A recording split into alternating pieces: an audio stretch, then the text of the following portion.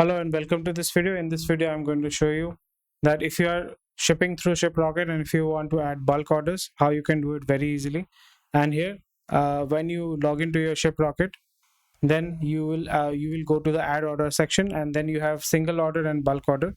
I have selected bulk order, and now I am going to download the template. There are three options. I will select this option. So if I click on this, a file is going to open up, and then I will open the file. So the file looks like this. So what I'm going to do here is I'm going to remove all the optional options which are given here. I don't need to fill it out.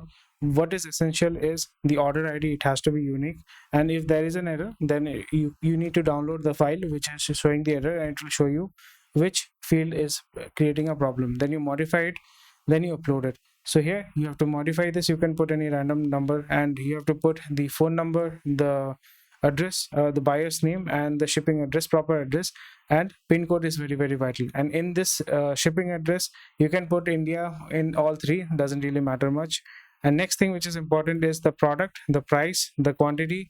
Master SKU you can put book, doesn't really matter much if you're selling one product or two product. And you have to put prepaid here, because if you're doing COD, then you put COD, but if you're doing prepaid, then you put prepaid here. And if it is prepaid, right, if the person has paid 500 rupees and near about 600 rupees is due, then you mention that paid amount is 1000 rupees and the total amount is, for example, total amount is 1000 rupees and the person has paid 400 rupees, so the COD amount will be 600 rupees. Then you have to properly put the shipment weight, and this is a photo that you need to keep with you as an evidence.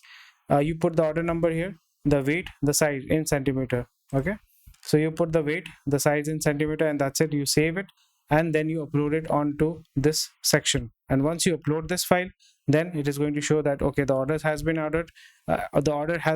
Then it's very simple and easy. Then you go to orders, and then you can individually ship them all together very easily.